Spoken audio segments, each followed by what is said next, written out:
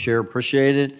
My friends across the aisle, when we talk about the cost of energy, choose to ignore the impacts of supply and demand and our domestic production being intentionally reduced by nearly 2 million barrels a day at the very offset of the Biden administration.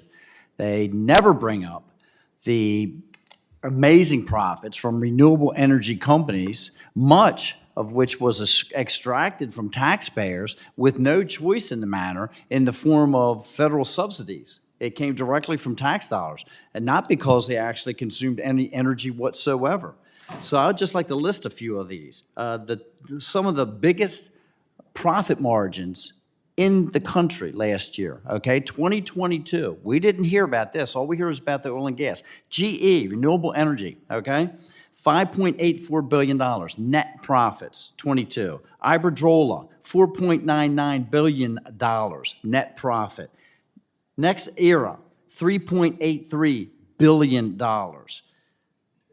Vestas, $1.9 billion net profits.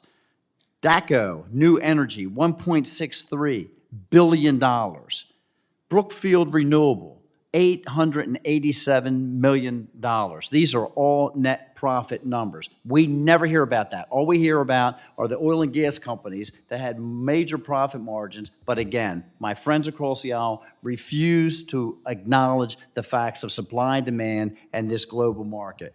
Mr. Knotts, your testimony, you mentioned that while it's a small percentage of all federally owned land, oil and gas development on federal lands results in substantial revenue and investment in those communities that it's produced near. Could you tell me more about the impact of oil and natural gas leases to these rural communities?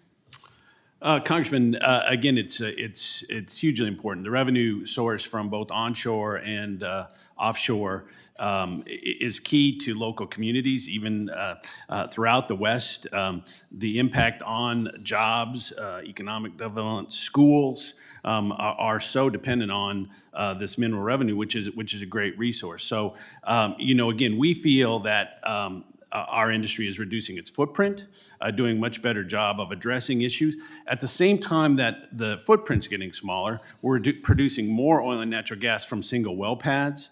And so the impact on the land, the impact on environment's reduced. In addition, if you look at any data, CO2 has gone down, methane has gone down, SOx has gone down, NOx has gone down. So this is really a great story that we need to continue to do better, continue to do a better job of. But the impact on that, what I talked about, multiple use, of using those lands for a variety of uses, and I want to stress not just oil and natural gas, a variety of uses is really the backbone of those Western economies. And this is something that I had spoke with the ranker about just last week, and that is there are so many people that have been lifted out of impoverished conditions, provided cleaner water, energy to their homes because of having access to not only these natural resources, but the revenue that is provided by them. Mm-hmm.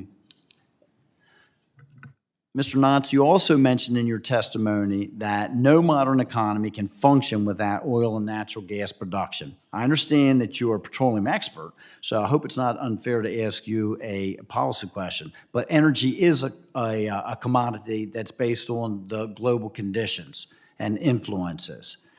Given your expertise, do you believe that significantly reducing the number of oil and gas leases in the United States could make us more vulnerable to foreign adversaries? Absolutely. Again, we talked about the American production being the cleanest barrel of oil that is going to be produced. And that only goes from the environmental benefits, but the labor, the safety. We're very proud of our safety record across the board. If you reduce that, and you saw the administration have to do that, immediately you have to start looking at other countries, Venezuela, Saudi Arabia, which don't produce as cleanly, as safely, and that's going to have a huge impact when you, again, when you significantly reduce the production on federal lands, both onshore and offshore. It's bound to have an impact and causing the United States to have to look abroad at sources that are far dirtier and far less safe. And outside of the environmental impacts, we've already demonstrated that there's actually more gases in the environment right now than prior to the Biden administration because of these other countries producing the energy at a lower quality environmental standard.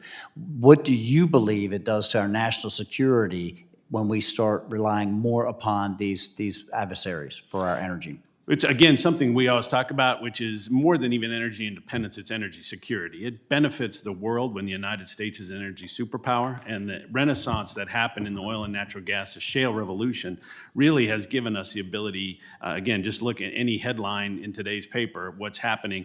Imagine if the United States didn't have a robust oil and natural gas industry to address that, and it's something, again, that we think is really important for energy security. Thank you very much,